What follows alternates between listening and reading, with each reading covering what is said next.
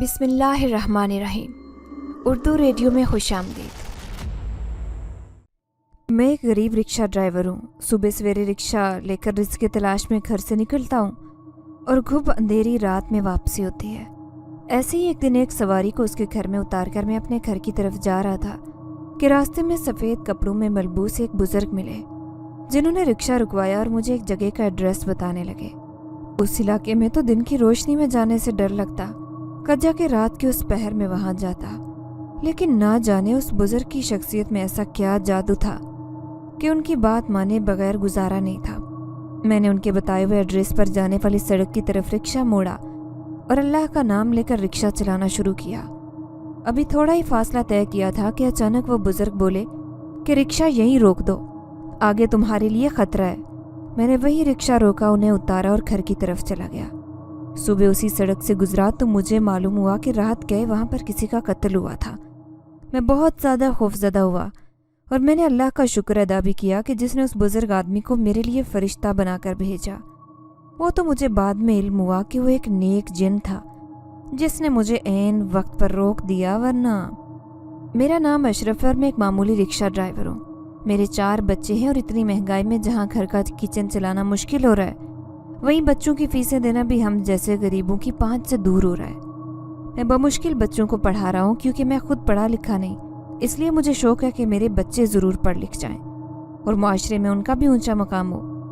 میری جیب اتنی اجازت نہیں دیتی مگر کہ میں انہیں مہنگے پرائیویٹ اسکولوں میں داخل کرواؤں، اسی لیے اپنی حیثیت کے مطابق میں نے اپنے بچے سرکاری اسکول میں داخل کروا رکھے۔ میری بڑی بیٹی بہت لائق ہے اور پڑھائی کے ساتھ گھرداری میں بھی ماہر ہے۔ اس کی ماں بہت سلیقہ مند عورت ہے، اسی لیے اس کمر توڑ مہنگائی میں بھی وہ گھر کا نظام احسن طریقے سے چلا رہی ہے۔ اللہ کا شکر ہے کہ جس نے ہم جیسے سفید پوش لوگوں کا بھرم قائم رکھا۔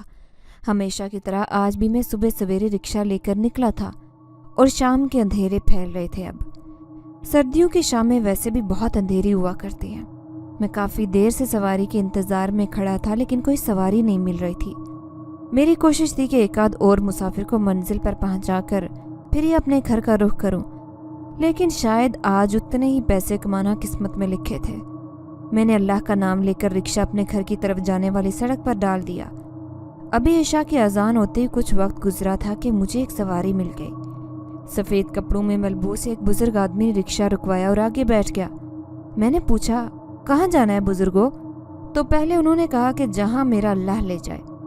میں نے پھر پوچھا کہ کہاں جانا ہے، تو جو ایڈریس انہوں نے بتایا وہاں تو دن کے اوقات میں جانا مشکل لگتا، کجا کہ اس قدر اندھیری رات میں۔ خیر، میں نے رکشہ اس جانب موڑا اور اللہ کا ذکر کرتا اس سڑک پر دوڑانے لگا جہاں میں کبھی دن کی روشنی میں بھی نہ جاؤں۔ ابھی تھوڑی دیر ہی گزری تھی کہ بزرگ نے مجھے ایک دم کہا کہ یہیں رک جاؤ ورنہ مارے جاؤ گے۔ میں نے خوفزدہ ہو کر رکشہ روکا۔ وہ بزرگ آدمی اترا اور میرے ہاتھ میں کچھ پیسے تھمائے اور تیز تیز قدم اٹھاتا اندھیرے میں غائب ہو گیا۔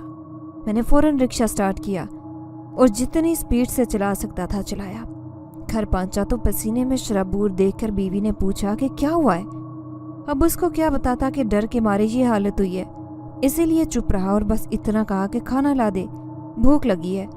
حالانکہ سچ تو یہ تھا کہ بھوک پیاس سوڑ چکی تھی۔ میری بیوی کھانا لے کر آئی تو میں نے اسے پوری تفصیل سے بات بتائی کہ آج ایک ایسے آدمی نے کہا، تو میں اسے وہیں اتار کر گھر چلا آیا۔ میری بات سن کر اس نیک بخت نے کہا کہ آپ پریشان کیوں ہوتے ہیں؟ اس آدمی نے صرف یہی کہا نا کہ یہاں سے واپس لوٹ جاؤ ورنہ مارے جاؤ گے، اس میں اتنا ڈرنے والی تو کوئی بات نہیں۔ آپ اسے وہیں چھوڑ آئے، اگر وہاں خطرہ تھا تو صرف آپ کے لیے کیوں، اس بزرگ آدمی کے لیے کیوں نہیں؟ یہ ساری باتیں میں نے نہیں سوچی تھی، اس لیے خاموش رہا اور کھانا کھانے لگا۔ کھانے کے بعد میں نے آج کی دیہاڑی کے پیسے نکال لیے، جیب میں ہاتھ ڈالا تو پیسوں کے ساتھ ایک مڑا تڑا کاغذ بھی نکل آیا۔ میں نے وہ کاغذ نکالا، اسے کھول کر دیکھا تو اس میں کافی رقم تھی اور لکھا تھا کہ تم نے میری جان بچائی، مجھے محفوظ مقام پر پہنچایا، میں تمہارا احسان کبھی نہیں بھول سکتا۔ فی الحال یہ پیسے رکھ لو، جب میری مدد کی ضرورت ہو تو یہ لفافہ کھول کر پڑھ لینا، میں حاضر ہو جاؤں گا۔ میں اور میری بیوی بہت خوش ہوئے۔ بیٹھے بٹھائے میں اچھی خاصی رقم مل گئی، لیکن ایک بات سمجھتے باہر تھی کہ مجھے ابھی تک نہیں پتہ چل سکا کہ وہ کوئی انسان تھا یا جن جو میری مدد کے لیے آیا۔ انہی سوچوں میں میری آدھی رات گزر گئی اور صبح بھی دیر تک سویا رہا۔ یوں بھی بے فکر تھا کیونکہ کچھ دن گزارنے کے لیے رقم اب میرے پاس موجود تھی۔ खैर, दिन चढ़े उठा कई साल बाद आज तसल्ली से नाश्ता किया, वरना तो हमेशा घर जाने की जल्दी हुआ करती थी। मैं नाश्ता करके घर वालों को अल्लाह के हवाले करके निकल आया। रिक्शा सड़क पर डाला और मखसूस अड्डे पर खड़ा होकर सवारियों का इंतज़ार करने लगा कि अचानक वही रात वाले बुजुर्ग नजर आए।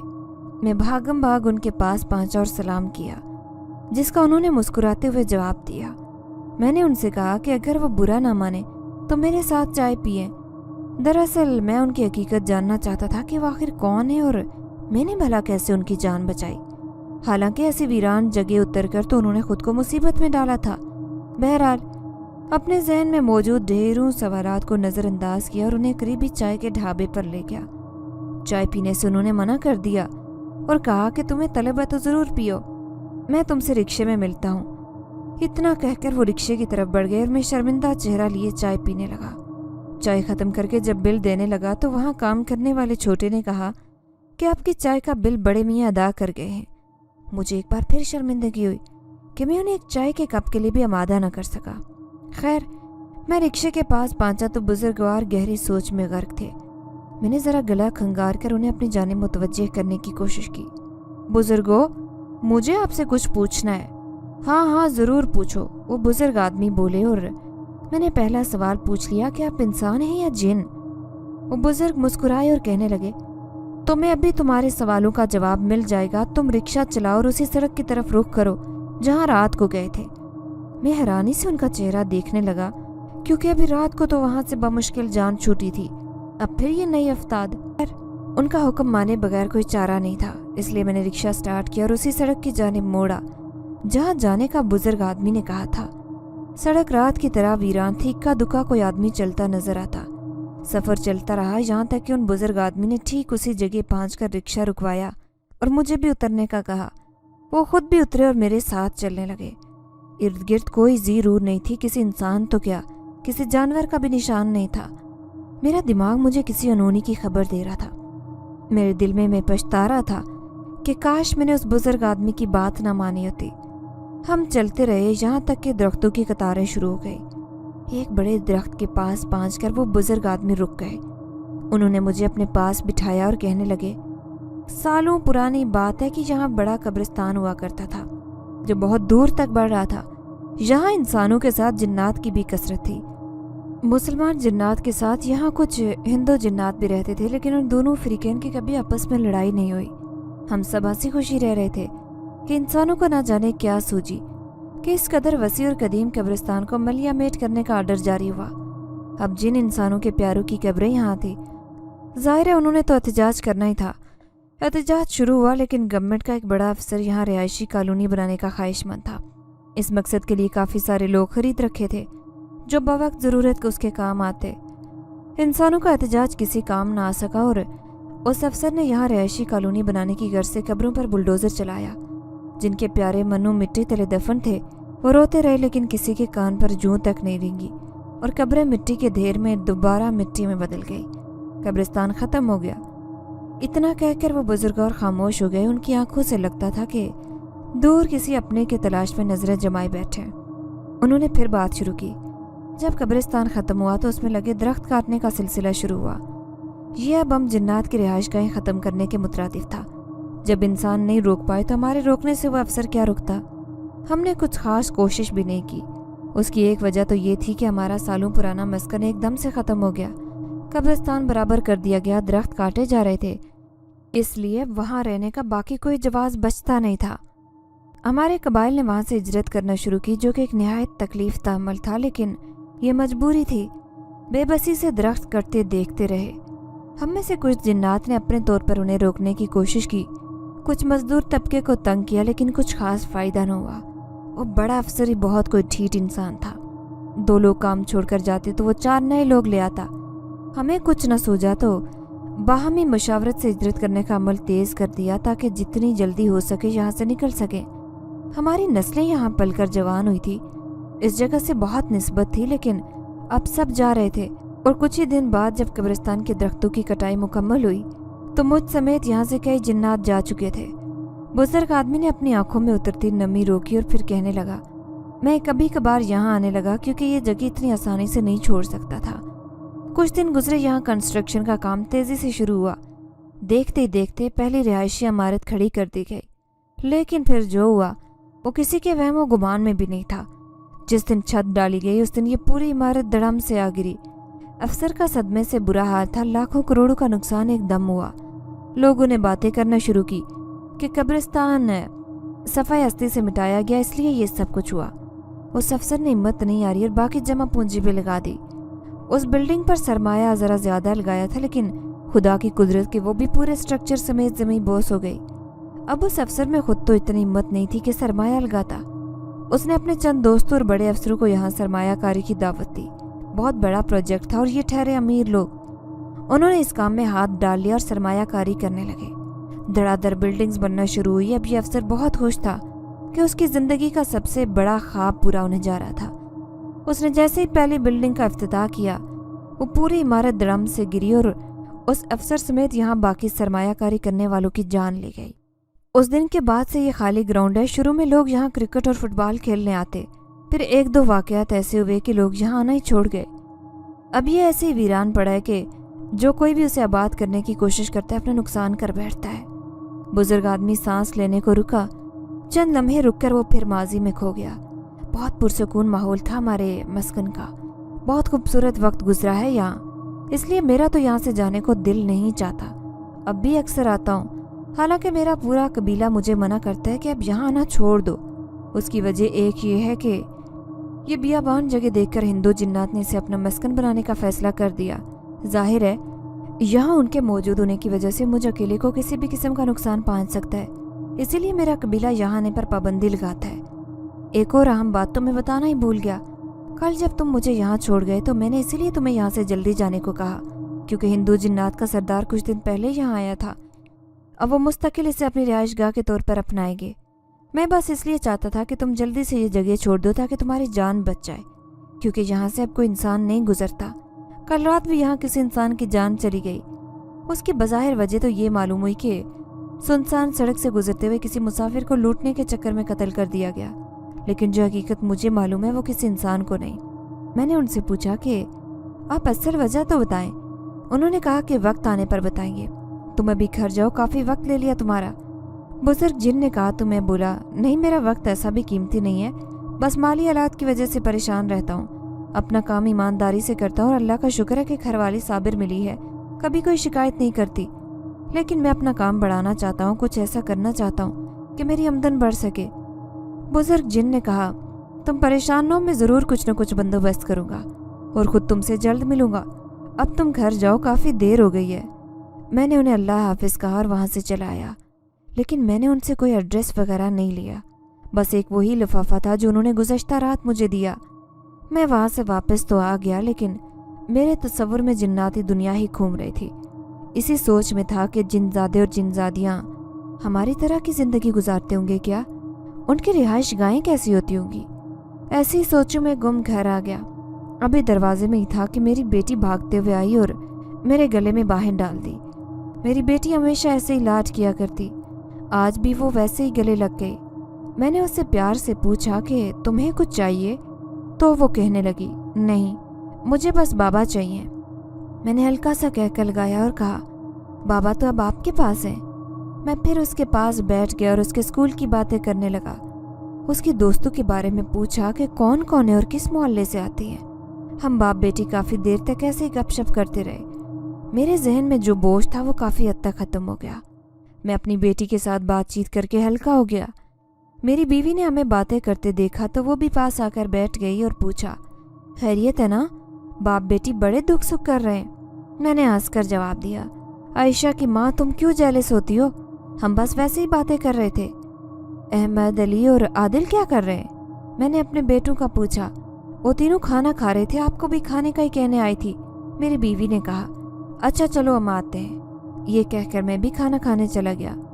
अगले दिन मैं हस्बे मामूल सुबह सवेरे रिक्शा लेकर घर से निकला, इस उम्मीद के साथ कि अल्लाह की मदद से आज ज़्यादा पैसे कमाऊंगा ताकि घर जाते ही अपनी बेटी के लिए कोई तोहफा ले जाऊं। आज बहुत सवारियां मिल रही थी। अल्लाह ने अपना फजल किया, जो आज अच्छे पैसे हाथ लग रहे थे। मैंने सरे शाम ही खिलौनों की एक दुकान के सामने रिक्शा रोका और चारों बच्चों के लिए छोटे छोटे खिलौने लिए। آج میں بہت خوش تھا کیونکہ مجھے پتا تھا کہ میری بیٹی میری راہ دیکھ رہی ہوگی، اسی لیے اس کے لیے کھلونے لے کر سیدھا گھر آ گیا۔ میں نے گھر پہنچتے ہی بچوں کو آوازیں دینا شروع کی، عائشہ، عادل، دیکھو تمہارے بابا کیا لائے ہیں۔ بچوں کی خوشی کی کوئی انتہا نہ رہی، وہ اپنے کھلونے لے کر کھیل میں مگن ہو گئے اور میں اپنی بیوی کے پاس بیٹھ کر کھانا کھاتے ہوئے آج کی داستان سنانے لگا۔ یہ میرا معمول تھا، روزانہ رات کو کھانے کے وقت ہم میاں بیوی سارے دن کے معاملات ڈسکس کیا کرتے۔ اس سے یہ ہوتا کہ دن بھر کی تھکان بھی دور ہو جاتی اور اگلے دن کا لائے عمل بھی طے ہوتا۔ مجھے بھی اندازہ ہو جاتا کہ اگلے دن کتنے پیسوں کی ضرورت ہوگی۔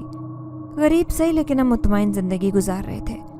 میں نے اپنے بساط کے مطابق اپنی بیوی بچوں کی خوشیاں پوری کرنے کی کوشش کی تھی۔ کرائے کا مکان تھا اور بچے سب سرکاری اسکول میں تھے۔ اتنا کما لیتا کہ روزانہ کے خرچے بآسانی پورے ہو سکیں، لیکن ہر انسان کی طرح میرا بھی خواب تھا کہ اپنا گھر ہو، چھوٹا ہی صحیح کوئی کاروبار ضرور ہو۔ میں اکثر متبادل ذرائع آمدن کے متعلق سوچا کرتا۔ آج بھی بیٹھا یہی حساب لگا رہا تھا کہ اگر اتنا کماتا رہوں تو اگلے 10 سال تک گھر نہیں بنا سکوں گا اپنا۔ مجھے کوئی اور بھی کام کرنا چاہیے، لیکن کروں تو کیا؟ میں خود ہی سوچ رہا تھا کہ نیک بخت میرے پاس آئی اور کہنے لگی، عائشہ کے بابا کیوں پریشان ہوتے ہیں؟ اللہ کی ذات بڑی رحیم ہے، وہ یقیناً کوئی سبب پیدا کرے گی۔ ویسے اگر آپ برا نہ مانیں تو ایک بات کہوں؟ ہاں ضرور کہو، تمہاری بات کا برا کیا ماننا؟ میں نے کہا تو وہ بولی، آپ صبح فجر کے وقت سے رات عشاء کے بعد تک رکشہ چلاتے ہیں، یعنی کم از کم بھی 15 گھنٹے تک آپ کام کرتے ہیں۔ کیوں نہ اس وقت کو 3 حصوں میں تقسیم کریں اور ان 2 اوقات میں آپ کوئی اور کام کریں؟ میں سمجھا نہیں۔ میں نے کہا تو وہ کہنے لگی، آپ صبح سبزی منڈی جاتے ہیں، سواریوں اور سبزی کو منزل تک پہنچاتے ہیں، کیوں نہ صبح آپ منڈی میں گھر کا بنا ناشتہ لوگوں کو فراہم کریں؟ آپ کو پتہ ہے میں 50-60 آدمیوں کا کھانا اکیلے تیار کر سکتی ہوں۔ آپ اپنے ساتھ احمد کو بھی رکھیں، وہ ذہین بچہ ہے، امید ہے اسکول جانے کے وقت سے پہلے آپ فارغ ہو چکے ہوں گے۔ نہ بھی ہوئے تو احمد کے پاس اپنی سائیکل ہے نا، وہ اس پر واپس آ جایا کرے گا۔ لیکن عائشہ کی ماں، یہ چھوٹا سا کام بھی شروع کرنے کے لیے ہمیں پیسوں کی ضرورت ہے۔ اتنے پیسے کہاں سے آئیں گے بھلا؟ اللہ نے پیسوں کا انتظام پہلے ہی کر رکھا ہے۔ عائشہ کے بابا، یہ وہ پیسے جو مہینہ پہلے آپ نے مجھے دیے تھے۔ اس نے 20,000 روپے لا کر میرے ہاتھ پر رکھے۔ یہ پیسے، یہ تو اس بزرگ جن نے دیے تھے، میں تو بھول ہی گیا تھا۔ خوشی کے مارے مجھ سے الفاظ ادا نہیں ہو رہے تھے۔ میں نے ابھی اپنا کاروبار کرنے کا سوچا ہی تھا کہ اللہ نے وسیلہ بھی بنا دیا۔ میں اپنے رب کا جتنا شکر ادا کروں کم ہے، جس نے میرے دل کی آواز اتنی جلدی سن لی۔ میں نے بیوی سے کہا کہ تم مجھے سامان کی فہرست بنا دو، کل صبح سویرے ہی میں تمہیں سامان لا کر دوں گا تاکہ ہم جلدی سے جلد اپنا کام شروع کریں۔ جی عائشہ کے بابا، لسٹ تو میں بنا دوں گی، لیکن آپ نے میری پوری بات نہیں سنی۔ ہاں کہو، کیا کہہ رہی تھی؟ میں نے اس سے کہا تو وہ کہنے لگی، میں یہ کہہ رہی تھی کہ اپنے 15 گھنٹے رکشہ جو چلانا ہے اس میں سے صبح 5 بجے سے 8 بجے تک منڈی میں ناشتہ لگائیں، احمد آپ کی مدد کرے گا۔ پھر اسکول ٹائم شروع ہو جاتا ہے، آپ اپنا رکشہ چلا سکتے ہیں اور درمیان میں 1-2 گھنٹے آرام کے لیے نکل سکتے ہیں۔ اس طرح آپ تازہ دم ہو کر کام کر سکیں گے اور شام کے اوقات میں سبزیاں پھل منڈی تک پہنچانے کا کام کریں۔ امید ہے اس طرح سے آپ کی آمدنی میں خاطر خواہ اضافہ ہوگا۔ نیک بخت، مشورہ تو اچھا ہے، میں اس پر عمل کر کے دیکھتا ہوں، اللہ کی ذات برکت دے گی انشاءاللہ۔ اگلے دن میں نے ناشتہ پوائنٹ شروع کیا۔ منڈی میں جان پہچان تو تھی، جگہ آرام سے مل گئی اور واقفیت ہونے کے باعث کرایہ بھی کم دینا پڑا۔ لوگ اکثر خالی پیٹ ہی آیا کرتے کیونکہ منڈی کا کام 3-4 گھنٹے کا ہوتا تو اکثر بس چائے پر گزارا کرتے۔ لیکن جیسے ہی میں نے ناشتے کا کام شروع کیا، سبھی لوگوں نے اس کو سراہا۔ میری بیوی کے ہاتھ میں ذائقہ تھا۔ اللہ کے فضل سے میرا کام چل نکلا۔ روزانہ 50-60 سے لے کر اب تقریباً 100 لوگ میرے پاس ناشتہ کرتے۔ میں نے اپنی بیوی سے کہہ رکھا تھا کہ یہ بچت ایک طرف رکھے تاکہ کل کو ہمارے کام آ سکے۔ میں نے اپنے بیٹے کو بھی ساتھ لگا لیا، لیکن وہ باقاعدگی سے اسکول بھی جاتا۔ ہمارے گھر میں اب اللہ کے فضل سے پیسے آنے لگے تھے۔ میں کوشش کرتا کہ کسی غریب آدمی کو مفت ناشتہ کروا دیتا۔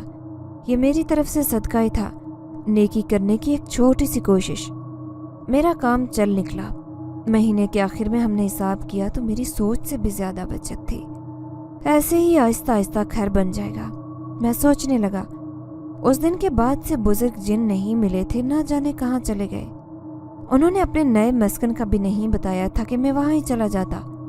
اور قبرستان والی جگہ تو میں اب دوبارہ کبھی نہیں جاؤں گا، وہ تو ویسے بھی بہت ویران جگہ ہے۔ میں نے فیصلہ کیا اب بس اپنے کام سے فرصت ہی نہیں تھی، شاید ایسے ہی چلتا رہتا اگر ایک دن رکشہ چلاتے ہوئے میری نظر ان بابا جی پر نہ پڑتی۔ میں نے جیسے ہی انہیں دیکھا وہیں رکشہ روک لیا اور انہیں آواز دے کر بٹھا لیا۔ انہوں نے مجھے پہچان کر کہا، تم کچھ بدل گئے ہو؟ میں نے ہنس کر کہا، نہیں بابا جی، آپ مزید ضعیف ہو گئے اور تو کوئی بات نہیں۔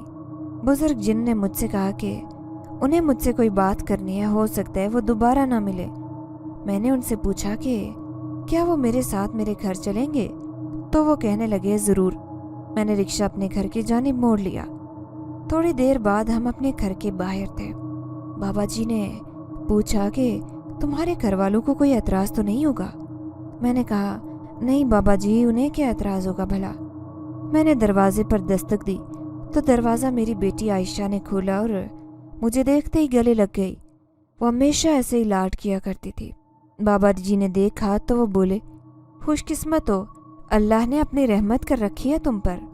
جی بالکل بابا جی، میں الحمدللہ بہت خوش نصیب ہوں کہ شکر گزار بیوی اور فرما بردار اولاد ملی ہے۔ آپ اندر آئے نا، میں نے انہیں کہا اور ہاتھ پکڑ کر اندر لے آیا۔ وہ میرے ساتھ ہی ایک چارپائی پر بیٹھ گئے اور بولے، مجھے تم سے اکیلے میں بات کرنی ہے۔ میں انہیں لے کر دوسرے کمرے میں چلا گیا اور بیوی سے کہا کہ ہمیں کوئی تنگ نہ کرے۔ بزرگ جن نے کہا، اصل میں مجھے تمہیں کچھ بتانا تھا اور کچھ دینا بھی تھا۔ میں اسی لیے تمہارے علاقے میں گھوم رہا تھا تاکہ تمہیں ڈھونڈ کر تمہاری امانت تمہارے حوالے کر سکوں۔ یہ کچھ پیسے تمہارے کام آ جائیں گے۔ یہ کہہ کر بزرگ جن نے پیسوں سے بھرا ایک تھیلا میرے حوالے کیا۔ لیکن بابا جی، اتنے پیسے؟ تو وہ بولے، تم ابھی اپنا گھر شروع نہ کرنا ورنہ لوگوں کی نظر میں آ جاؤ گے۔ ابھی فی الحال وہی کام کرو جو کر رہے ہو، کچھ سالوں بعد اپنا گھر لے لینا، اور بے شک اس تھیلے میں سے پیسے استعمال کرتے رہو، لیکن اسے کھول کر مت دیکھنا ورنہ رقم سے ہاتھ دھو بیٹھو گے۔ بزرگ جن نے کہا تو میں بولا، ٹھیک ہے بابا جی، جیسے آپ کہہ رہے ہیں ویسا ہی ہوگا۔ یہ کہہ کر میں نے ان سے تھیلا لے لیا اور پوچھا کہ آپ نے مجھے کچھ بتانا بھی تھا؟ تو وہ کہنے لگے، اس میدان میں جہاں میں تمہیں لے کر گیا تھا وہاں ایک جگہ بہت سی رقم دفن کی گئی ہے۔ تمہاری قسمت بدل سکتی ہے، لیکن وہ کام بہت خطرے کا ہے، اس لیے میں چاہتا ہوں کہ تم اسی رقم سے اپنا گزارا کرو۔ وہ جو اس رات قتل ہوا تھا وہ اسی رقم کے تنازع پر ہوا تھا، بہتر ہے کہ تم اس چکر میں نہ پڑو۔ مجھے لالچ سے زیادہ یہ جاننے کا تجسس ہے کہ وہاں اتنی رقم کیسے آئی۔ بزرگ جن بولے، لمبی داستان ہے، رات بیت جائے گی اسی میں۔ میں نے کہا، میرے پاس تو بہت وقت ہے، اگر آپ مناسب سمجھیں تو مجھے تفصیل سے بتا دیں کہ ایسا کیا ہوا تھا وہاں۔ بزرگ جن بولے، جب اس قبرستان کو ملیا میٹ کر کے بلڈنگز بنانا شروع کی گئی تو ایک کے بعد دوسری عمارت گرتی چلی گئی۔ جس افسر نے وہ قبرستان منہدم کرنے کا حکم دیا تھا وہ اب مزید صدمہ برداشت نہیں کر سکتا تھا، اس لیے اس نے یہ ساری زمین کسی دوسرے افسر کو اونے پونے داموں بیچ دی اور رقم کہیں دفنا دی۔ خود گوشہ نشین ہو گیا، اسے کوئی نہیں جانتا کہ اب وہ کہاں ہے اور کن حالات سے گزر رہا ہے۔ اس کے بعد بہت سے لوگوں نے زمین کو خریدنے اور یہاں مکان بنانے کی کوشش کی، لیکن سب ناکام رہے اور یہ زمین کئی سال سے ویران پڑی ہے۔ یہاں کوئی بھی مکان بنانے کی کوشش کرتا ہے تو اپنے سارے سرمایے سے ہاتھ دھو بیٹھتا ہے اور پھر خالی ہاتھ یہاں سے واپس لوٹ جاتا ہے۔ کئی سال گزر گئے لیکن قدرت کو اس بندے پر رحم نہ آیا، نہ ہی اس کی اس حرکت پر، حالانکہ وہ تو توبہ طائب ہو چکا تھا، اپنے خاندان سے رشتہ داروں سے تعلق توڑ چکا، لیکن اس کی سزا میں پھر بھی کمی نہیں آ سکی۔ یہ کہتے ہوئے اس بزرگ جن کی آنکھیں نم ہو گئی۔ آپ کیوں اتنے رنجیدہ ہو رہے ہیں بابا جی؟ میں نے ان سے پوچھا تو وہ بولے کہ وہ شخص میرے ساتھ ہی رہتا ہے، کسی کو نہیں معلوم کہ اس کی رہائش گاہ کہاں ہے۔ اس نے اللہ سے بہت معافی مانگی، بہت بار توبہ طائب کی، لیکن ایسا لگتا ہے کہ اللہ نے اسے معاف نہیں کیا۔ یہ رقم جو میں نے تمہیں دی ہے یہ بھی مجھے اسی شخص نے دی کہ کوئی ضرورت مند دیکھو تو اسے گھر بنانے کے لیے پیسے دے دو تاکہ کسی ایک کا گھر تو میری رقم سے آباد ہو سکے۔ میں نے جب یہ سنا تو چپ ہو گیا، क्योंकि मैं ये फैसला नहीं कर पा रहा था कि अब उस रकम का क्या करूं। मैं सोच में पड़ गया था क्योंकि मेरा ख्याल था कि ये वो रकम थी जो लोगों की बद्दुआएं लेकर हासिल की गई थी, और अब अगर मैं उससे अपना घर तामीर करूं तो ना जाने किस लम्हे वो ढह जाए, क्योंकि ये कुदरत का कानून है। जुल्म एक हद तक बर्दाश्त किया जाता है, आखिरकार जालिम की दराज की गई रस्सी खींच चली जाती है। और यही उस बड़े अफसर के साथ भी हुआ था। उसके किए का अंजाम उसकी बीवी और औलाद को भुगतना पड़ा। एक कार एक्सीडेंट में उसकी बीवी की टांगें जाती रही। बड़ा बेटा बिरोने मुल्क था, किसी गोरे से मामूली बात पर तल्ख कलामी हुई और उसने फायर खोल दिया। नतीजतन वो जामबर ना हो सका। बेटी को तावान के लिए अगवा किया गया तो तावान की रकम अदा न होने पर उसे बुरी तरह कत्ल कर दिया गया। अपनी औलाद की तरफ से इतनी अजियत उठाने के बाद वो अफसर अपने आवाज पर काबू ना रख सका और सर पर खाक डालकर वीरानों में निकल गया। पे दर पे हादसात ने उसे पागल कर दिया। वो भूख प्यास इन सब चीज़ों से बेगाना हो गया। उसने अल्लाह से माफ़ी मांगी। रब भी तभी माफ़ करता है जब उसके बंदे माफ़ करें। उसने तो बाकायदा कब्रों की बेहरमती की थी।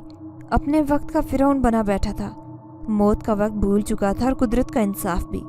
मोहलत का वक्त खत्म हुआ तो सब निज़ाम दरम बरम हो गया। उसके हाथ कुछ नहीं आया सिवाय अफसोस और पछतावे के। लेकिन अब पछताने का फ़ायदा नहीं था। किस किस को ढूंढ कर माफ़ी मांगता। इतने वसी कब्रिस्तान में जहाँ हज़ारों की तादाद में कब्रें थी जिनका उसने नामो निशान तक मिटा दिया। कुदरत अब अपना इंतकाम ले रही थी। बाबा जी की दाढ़ी आंसू से तर थी। इतना कहकर वो चुप हो गए। मैंने उनसे अपना खदशा जाहिर किया कि अगर मैं इस मकान से पैसा बनूंगा तो कहीं वो भी ना गिर जाए। मैं कई साल से किराए पर रह रहा हूँ। अपनी कमाई चाहे कम ही से, लेकिन मुझे इतना तो इल्म है ना कि ये हलाल कमाई है। किसी पर जुल्म करके या किसी का हक तलफी करके ये पैसा नहीं कमाया। मुझे बस ये परेशानी है कि कहीं जो रकम उस अफसर ने मेरे घर के लिए दी है उसमें आराम की आमेज़श ना हो। मैं बस यही सोचकर परेशान हूँ कि कहीं सब में मेरा हिस्सा भी शामिल ना हो। अरे नहीं बेटा, बाबा जी बोले थे, ये थोड़े से पैसे वो हैं जो उस अफसर ने किसी भले वक्त में एक बेवा औरत की मदद की थी, उसके बेटे की जान बचाई थी, और जब उसका बेटा इस काबिल हुआ कि माँ का सहारा बन सके तो वो पैसे कमाकर उस बड़े अफसर को दे आया कि आपका एहसान तो नहीं चुका सकता, लेकिन आपकी ये रकम ज़रूर लौटा सकता हूँ, इसलिए आप ये रख लीजिए। मैं और मेरी माँ आपके एहसानमंद हैं कि आपने मुश्किल वक्त में हमारी मदद की। उस अफसर ने बड़ी अकारत से वो छोटी सी पोटली उठाई और घर के किसी कोने में रखकर भूल गया। जब अल्लाह की दी हुई उसे मोहलत वापस मिली और उसका बुरा वक्त शुरू हुआ तो उसे रकम का ख्याल आया। बीमार बीवी को वो हमेशा के लिए अस्पताल में दाखिल करवा चुका था और उसके अखराजात उस घर के किराए से अदा किए जाते। ये घर उसकी वाहिद मिल्कियत था, हिलाल मिल्कियत, इसलिए अब तक सब कुछ बिक जाने के बाद भी ये घर मौजूद था।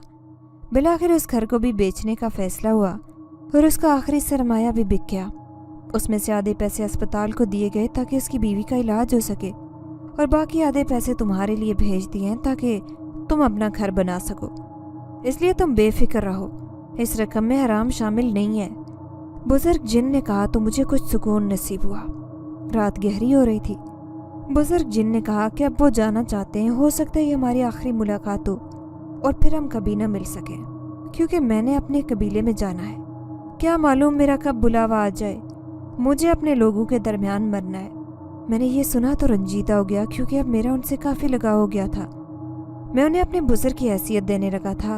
वैसे भी उन्होंने हमेशा मेरी मदद की, कभी पैसों से, कभी जान बचाकर। आज वो मेरे घर बनाने के लिए इतनी रकम ले आए थे। जहाँ मुझे फिक्र थी कि कहीं आराम पैसा शामिल न हो, वहीं उन्हें ये फिक्र थी कि मेरा घर कहीं कुदरत के उस इंतकाम का निशाना न बन जाए। इसलिए वो मुकम्मल जांच पड़ताल के बाद हलाल तरीके से कमाई हुई दौलत मेरे हवाले कर गए। उन्होंने मुझसे इजाज़त तलब की और कहा कि मैं शायद तुमसे रब्ता बरकरार न रख सकूं, क्योंकि मेरा कबीला इंसानों से दूर रहना पसंद करता है। मैं अब चलता हूँ, तहज्जुद का वक्त हो रहा है। मैं अपने नए मस्कन की तरफ जाऊँगा, क्योंकि उस मैदान में हिंदू कबाइल आबाद हो चुके हैं। वहाँ उनके शर से कोई महफूज नहीं, इंसान तो क्या जिन भी नहीं। इसलिए बेहतर है कि तुम भी उस तरफ ना जाओ, क्योंकि वो इलाका अब खतरे से खाली नहीं है, और तुम बेफिक्र होकर अपने मकान के लिए जगह खरीदो। आहिस्ता आहिस्ता बनाना शुरू करो। अल्लाह तुम्हारे रिस्क में इजाफा करे और तुम्हें गरीबों का खैर ख्वाह बनाए, और तुम्हें भी अपने बरगजीदा बंदों में शामिल करे। आमीन। اتنا کہہ کر وہ بزرگ جن غائب ہو گئے۔ میں ان کا سایہ دیکھتا رہ گیا۔ صبح ہوئی تو میں نے بیوی سے مشورہ کیا اور اسے ساری بات بتائی تو وہ نیک بخت کہنے لگی کہ اگر اللہ نے اس کی حلال کمائی میں ہمارا حصہ رکھا ہے تو پھر ایسے ہی صحیح ہمیں گھر بنا لینا چاہیے اور اللہ کی ہر وقت مدد مانگتے رہنا چاہیے تاکہ بڑے مسئلے سے بچ سکیں۔ میں نے اس کی بات سے اتفاق کیا اور گھر کے لیے زمین خریدنے کے لیے اپنے جاننے والوں سے رابطہ کرنے لگا۔ جو علاقہ ہم جیسے غریبوں کے لیے ذرا سستا اور مناسب ہو وہاں جگہ لی جائے۔ کچھ دن کے غور و فکر کے بعد مجھے ایک مناسب جگہ پر ذرا سستا پلاٹ ملا۔ میں نے زمین خرید کر بنیادیں بنانا شروع کی۔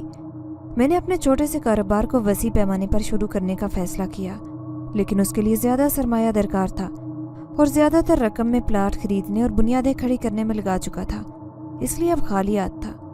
دماغ بار بار اس خفیہ رقم کو ڈھونڈنے کے لیے اکسا رہا تھا، لیکن دل منع کر رہا تھا کیونکہ وہاں جان کو خطرہ زیادہ تھا۔ میں نے ناشتہ پوائنٹ کے نام سے بڑی سی دکان کھولنے کا فیصلہ کیا۔ اس کے لیے مجھے لاکھوں روپیہ درکار تھا۔ میرے جاننے والوں میں بھی زیادہ تر لوگ ایسے تھے جو میری طرح محنت کر کے کسی مقام پر پہنچے تھے اور مسلسل محنت کر رہے تھے تاکہ اپنے اور گھر والوں کا معیار زندگی بلند کر سکیں۔ ایسے وقت میں کوئی ادھار دینے کو بھی تیار نہ ہوا، اور سچ بات تو یہ ہے کہ میں ادھار لینا بھی نہیں چاہتا تھا۔ اتنی مہنگائی کے دور میں اول تو لاکھوں کا ادھار مجھے کسی نے دینا نہیں تھا، پھر مجھے پیسے بھی مل جاتے تو کئی سال اس ادھار کو واپس کرنے میں لگ جاتے۔ مختصر لفظوں میں یہ سمجھ لیں کہ میں ہر انسان کی طرح شارٹ کٹ کے چکر میں تھا، اور اس کے لیے مجھے اپنی جان کی بھی پرواہ نہیں تھی۔ سردیوں کی شامیں بہت ہی ویران ہوا کرتی ہیں۔ میں نے بھی ایسی ایک اندھیری رات میں اس میدان میں جانے کا فیصلہ کیا جہاں کبھی قبرستان ہوا کرتا تھا۔ تاحد نگاہ صرف ایک کھلا میدان تھا اور ایک ٹوٹی پھوٹی سڑک، یا پھر میرا رکشہ جس پر میں یہاں تک آیا تھا۔ مربوں پر پھیلے اس میدان میں کہاں کھدائی شروع کرتا؟ میرے پاس تو کوئی نشانی بھی نہیں تھی۔ لالچ کے ہاتھوں مجبور ہو کر میں یہاں تک آ تو گیا تھا، لیکن اب پچھتا رہا تھا۔ میرے پاس ایک کدال تھی جس میں مٹی کھودنے کے لیے میں لے کر آیا تھا تاکہ جلد سے وہ پیسہ نکال سکوں، لیکن ایسا ہوتا نظر نہیں آ رہا تھا کیونکہ اتنے بڑے میدان میں کہاں سے شروع کرتا۔ مجھ میں اتنی ہمت نہیں تھی کہ سارا میدان کھود ڈالتا۔ اسی ششوپن میں مبتلا تھا کہ دور سے گیدڑوں کی آوازیں سنائی دی اور میرے جسم پر کپ کپی طاری ہو گئی۔ اس سے تو بہتر تھا کہ میں گھر میں ہی رہتا اور تھوڑا تھوڑا کر کے گھر بنا لیتا، چاہے کتنے سال ہی کیوں نہ لگ جاتے۔ میں واپس جانے کا ارادہ لیے مڑا ہی تھا کہ مجھے ایک دم محسوس ہوا کہ میرے پاس سے کوئی گزرا ہے۔ اب مجھے علم تو تھا کہ یہاں ہندو جنات بسیرا کر چکے ہیں، لیکن پھر بھی میں حوصلہ کیے کھڑا رہا۔ جب یقین ہو گیا کہ گزرنے والا آگے جا چکا ہے تو میں نے اپنے رکشے کی طرف دوڑ لگا دی، لیکن یہ کیا، رکشہ تو خود بخود ہی سٹارٹ ہو گیا تھا اور مجھ سے دور بھاگے جا رہا تھا۔ مجھے یقین ہو گیا کہ یہ کسی جن کی شرارت ہے مجھے ڈرانے کے لیے، لیکن انہیں کیا معلوم، میں تو پہلے ہی ڈر کے مارے یہاں سے جا رہا تھا۔ لیکن اب دوڑ شروع ہو چکی تھی۔ میں رکشے کے پیچھے پیچھے تھا اور رکشہ تھا کہ رکنے کا نام ہی نہیں لے رہا تھا، یہاں تک کہ میں اس میدان سے کافی دور نکل آیا۔ لیکن اب میں تھک چکا تھا، اس لیے رکشے کو فی الحال بھول کر سڑک کے ایک طرف بیٹھ گیا اور گہرے گہرے سانس لینے لگا۔ ہر عروج کو زوال ہے، ہر فرعون کے لیے موسیٰ ہے، ہر زندہ رہنے والی چیز فنا ہے، باقی رہنے والی ذات صرف اللہ کی ہے، اسی کو ساری تعریفیں ہیں اور وہی محمود برحق ہے۔ کسی بزرگ کی آواز آئی اور ساتھ ہی کھانسنے کی بھی۔ میں نے مڑ کر دیکھا تو ایک بہت کمزور ہڈیوں کا ڈھانچہ مڑی تڑی سی داڑھی والا میرے پیچھے کھڑا تھا۔ اس کے حلیے کو دیکھ کر لگ رہا تھا کہ اس کے آگے پیچھے کوئی نہیں ہے اور وہ فقیری کی زندگی گزار رہا ہے۔ میں نے اس سے پوچھا، بابا جی آپ کون ہیں اور یہاں اکیلے رہتے ہیں؟ آپ کب سے یہاں رہ رہے ہیں؟ میں نے سوالات کی بوچھاڑ کر دی تو وہ بولے، دم تو لو، سب بتاتا ہوں، پہلے اپنا رکشہ پاس لے کر آؤ، اس سے پہلے کہ وہ شریر جنات پھر سے تمہیں تنگ کریں اور تمہارا رکشہ تم سے دور لے جائیں۔ کہاں بھاگتے پھرو گے؟ جی بہتر بابا جی، میں پہلے رکشہ لے آؤں، رک گیا ہے، یہ کہہ کر میں رکشے کی طرف بڑھا اور رکشہ چلا کر بابا جی کے پاس لے آیا۔ ان کے پاس آ کر بیٹھا اور سوالیہ نظروں سے ان کی طرف دیکھنے لگا تو وہ بولے، بیٹا میں وہی بد نصیب ہوں جس نے اس قبرستان کی حرمت پامال کی اور مسلمانوں کی قبروں پر بلڈوزر چلوایا، صرف اور صرف اپنے لالچ کے لیے۔ لیکن ہم انسانوں کے لالچ کو صرف قبر کی مٹی ختم کر سکتی ہے۔ ہمارا لالچ زندگی کی ہر سانس تک چلتا ہے۔ میں نے بھی لالچ کیا اور آج تک سزا بھگت رہا ہوں۔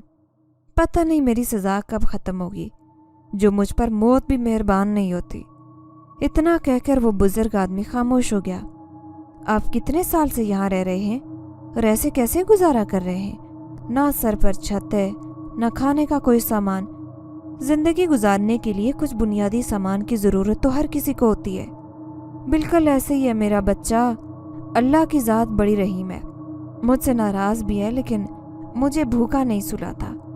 یہاں قریب ہی ایک ایسی بستی ہے جہاں سے میرے کھانے پینے کا بندوبست ہو جاتا ہے اور میں اللہ کا شکر ادا کر کے یہیں سو جاتا ہوں۔ بس زندگی کے دن پورے کر رہا ہوں، ورنہ اب جینے کا تو کوئی شوق نہیں۔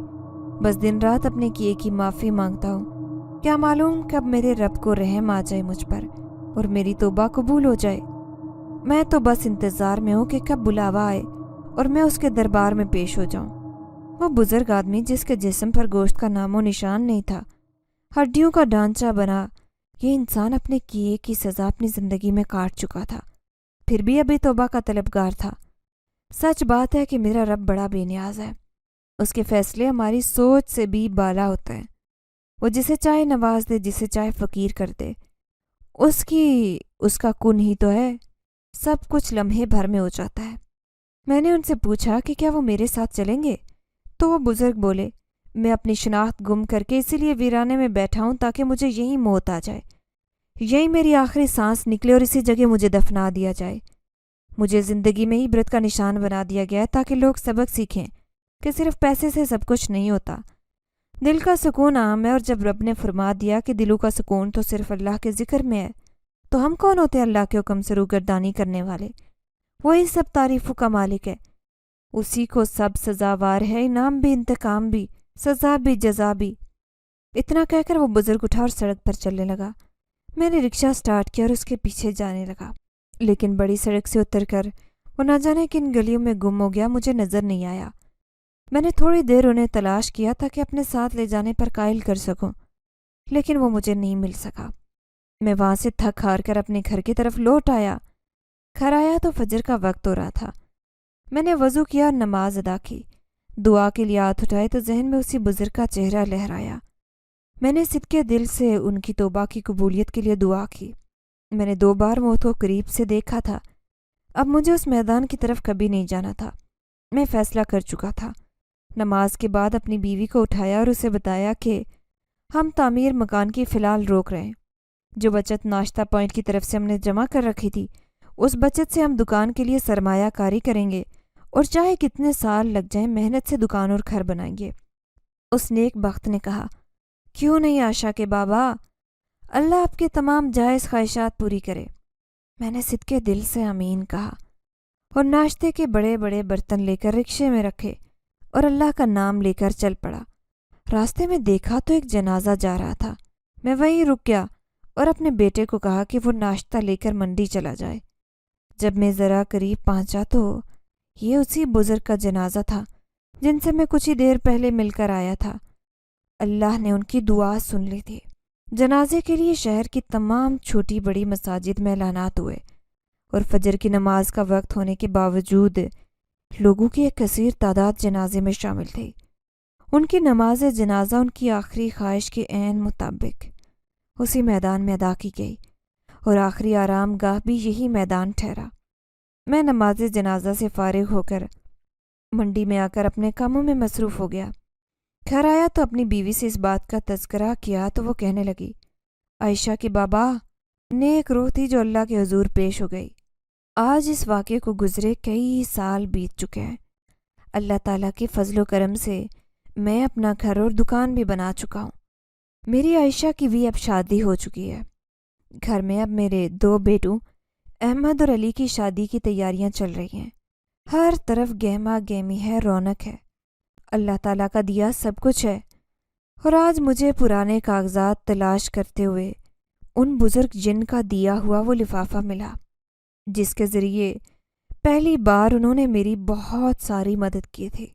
اس لفافے کی پچھلی طرف میں نے دیکھا تو ایک فقرہ لکھا ہوا تھا، یہ وقت بھی گزر جائے گا، یقیناً یہ بات انہوں نے میری مالی حالات کی تنگی کو سامنے دیکھتے ہوئے کہی تھی، لیکن وقت گواہ ہے کہ واقعی وقت کبھی بھی ایک سا نہیں رہتا۔ اب میرے حالات بھی بدل چکے ہیں، بلا شبہ اس میں میرے رب کا بہت فضل اور اس کی ساری رحمت شامل ہے۔ اگر آپ کو ہماری یہ کہانی پسند آئی ہے تو لائک کیجیے، شیئر کیجیے، اور اگر ابھی تک آپ نے ہمارا چینل سبسکرائب نہیں کیا تو اردو ریڈیو کو لازمی سبسکرائب کیجیے۔ ملتے ہیں اگلی ویڈیو میں۔ اللہ حافظ۔